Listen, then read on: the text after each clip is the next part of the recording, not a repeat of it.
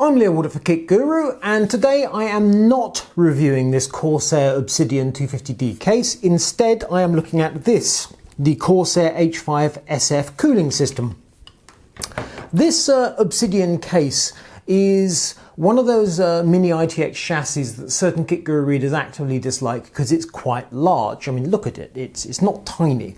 There's a very good reason for this. If I pull off the side panels, you will see that inside we have, on this side, a full-length GTX 980 graphics card. On this side we have a Corsair H100i 240mm liquid cooler, and down below we've got a Seasonic full-size ATX 520W power supply. So it's full-size components throughout, apart from the motherboard there, which is, you know, mini ITX. And that's all lovely and fine. And we go to the back of the thing and look, it's what it is. So we have a proper gaming PC. Now in this instance the motherboard is, as it happens, this Asus Z170i Pro Gaming Mini ITX, and it's got a Skylake Core i7 processor. So Skylake Core i7, DDR4, GTX 980, it's a gaming PC, it's just slightly smaller than a tower. Now, it so happens that this Obsidian chassis supports H55, H60 or H100 liquid coolers from Corsair. I've just gone for the big one just to kind of make a point. Obviously the other two are smaller, they're half the size. But to mount the H100i in the chassis, I had to remove the two stock fans from the case, thus, and also the optical drive bay that usually sits there. Clearly, if I had a shorter liquid cooler, I've got less aggravation with fans and such like.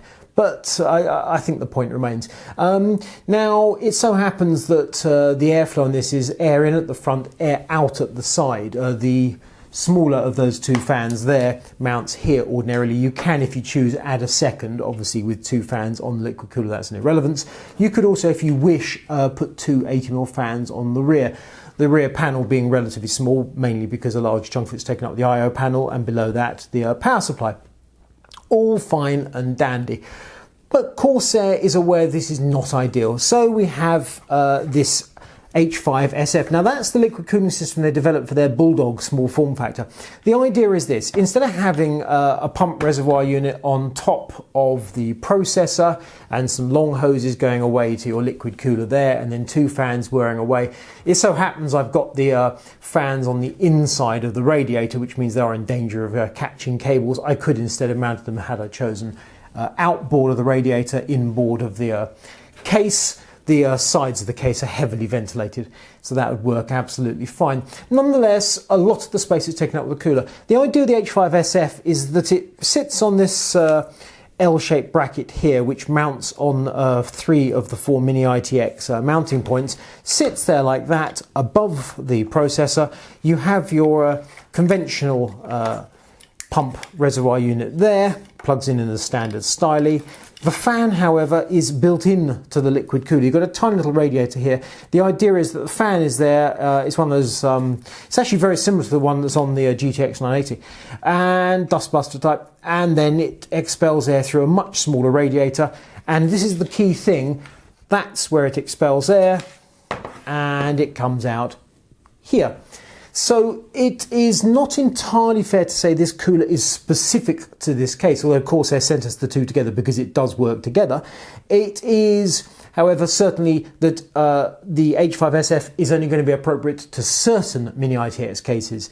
But also, those mounts mean it is a mini ITX cooler. You can't put this cooler on another form factor. You're going mini ITX only. So we're painting ourselves into a little bit of a corner in a sense, which is that this is a very specific cooler for a specific setup. This is that specific setup. So what happens when I pull off the H100i and replace it with H5 SF?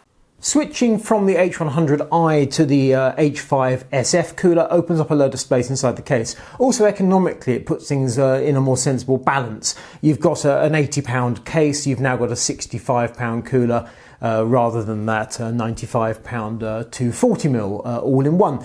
But were we to compare the H5 SF with an H55 or some such, then obviously there's no difference in pricing. It is very much a case of form factor of the cooler. Anyway, you can see that I haven't reinstalled this side fan. Good reason for that is because I don't have enough headers on my motherboard. The H5SF requires two header connections, one for the pump and one for the fan, so two. This motherboard has three connections available, so I've used two for the Corsair, and I've also reinstalled the front intake fan, but I don't have a fourth connection for the exhaust fan that would go here. So I don't have all the options available to me, and I think three fan connections on a mini ITX board is entirely conventional. You may find four on certain models. Others don't even have three.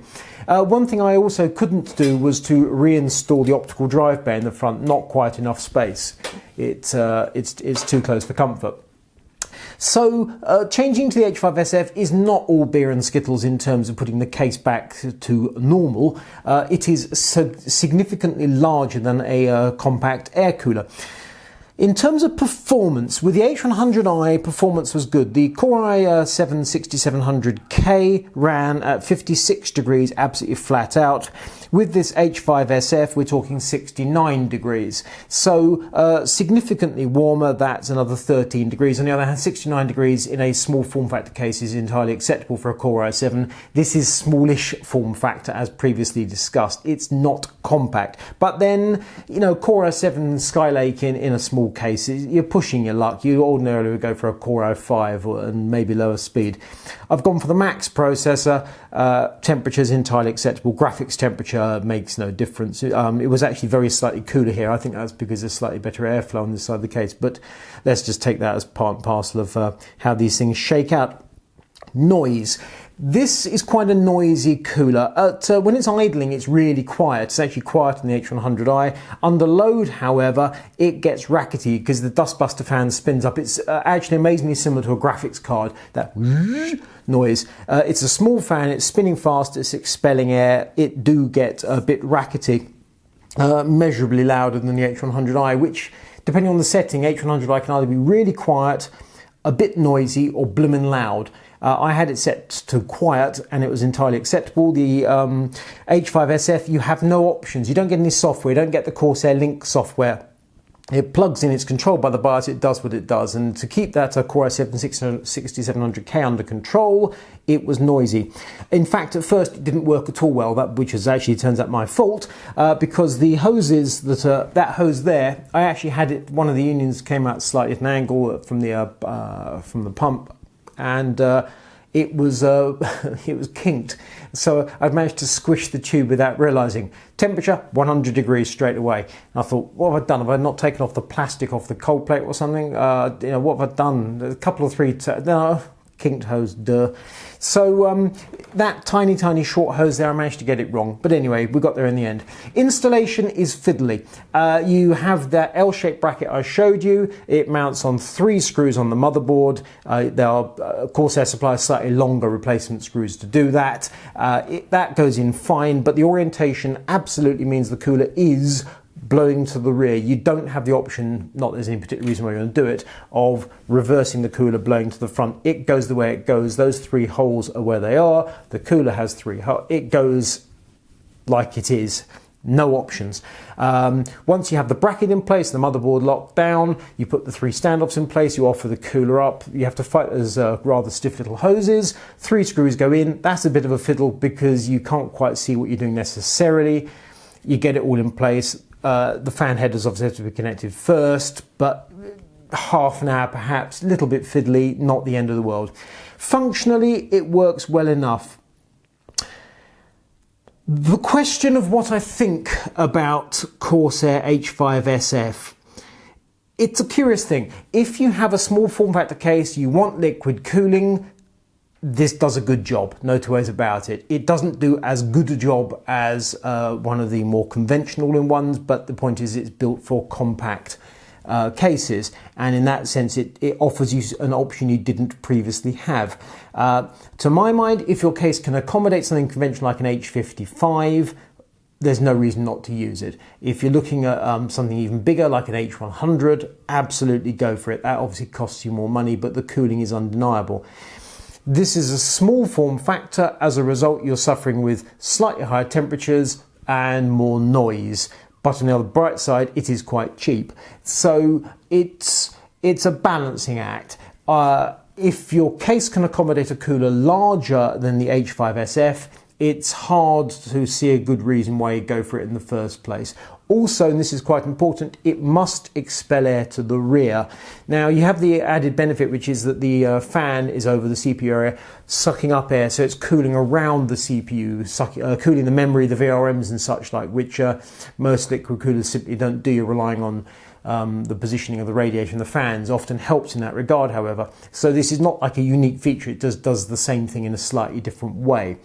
But the expelling air to the rear matters, because if your case doesn't have ventilation at the rear, that's a problem. On the other hand, most cases, of course, do. But the exact layout of your case, the exact dimensions, makes a big difference. Obviously, as I said before, mini ITX only, also significant. It works, it does a job. The fact that this cooler was designed for Corsair Bulldog is kind of significant, because what they've really done is just repurposed it. Here's this cooler, it does a job, might be useful for other people. Have a look, people, see what you think. And yes, indeed, it does all of that, no problem whatsoever. It's specialised for the Bulldog. In this particular Obsidian case, it does a job. It's more general purpose, which is why, as you can see, it doesn't kind of quite line up with the vents, but it sort of lines up to a suitable and adequate enough extent.